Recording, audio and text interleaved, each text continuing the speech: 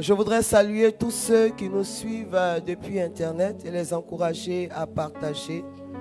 Que Dieu vous bénisse et que tout au long de ce mois d'octobre, votre meilleure amie soit la très sainte Vierge Marie, afin qu'elle vous donne des secrets de son Fils que vous n'avez jamais eu pour faciliter et accélérer l'obtention de vos exaucements. Amen.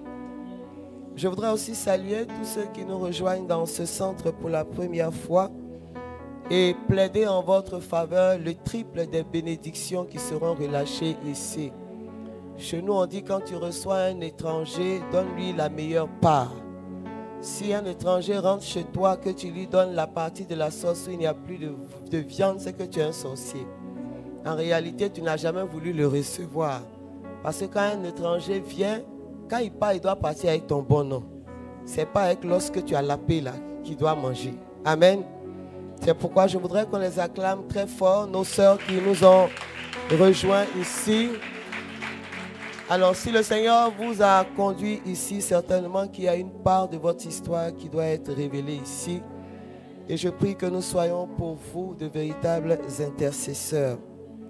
Oui, Marie est une prophétie scellée. C'est pourquoi commencer ce cheminement m'oblige à parler de la très sainte Vierge Marie.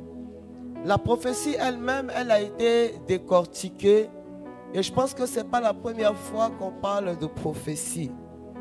Et surtout que le mot prophétie ou prophétique est un mot que nous les chrétiens charismatiques on aime beaucoup.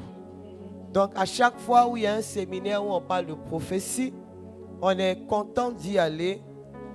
Donc le mot prophétie n'est pas, on va dire, une nouveauté pour nous.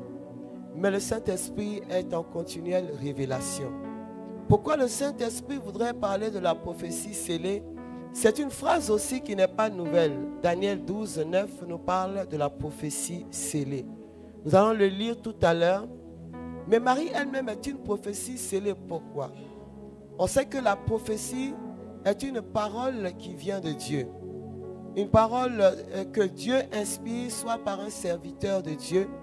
La Bible dit que c'est poussé par le Saint-Esprit que des hommes et des femmes ont parlé au nom de Dieu. Donc c'est une parole inspirée de Dieu. C'est aussi une parole qui peut se manifester sous la forme d'une vision ou d'un songe. Mais c'est Dieu qui parle, c'est Dieu qui se révèle. C'est Dieu qui donne un secret. C'est Dieu qui annonce quelque chose de présent. C'est Dieu qui dévoile un passé. C'est Dieu qui nous permet de nous projeter dans le futur. La prophétie a la possibilité et a la capacité de faire tout cela. Mais le but de la prophétie, c'est d'exhorter, c'est d'encourager, c'est d'enseigner, c'est d'instruire, c'est conforter, mais c'est également de convertir. Une prophétie authentique qui ne nous pousse pas à la conversion, soit elle se trouve en face d'un cœur qui est endurci et qui n'est pas prêt à accueillir Dieu, ou soit on ne la comprend pas ou on ne veille pas sur la parole prophétique comme dit Saint Pierre.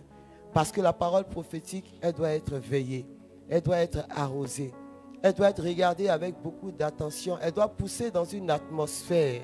Amen. À partir de ce moment-là, le résultat escompté devient visible et palpable.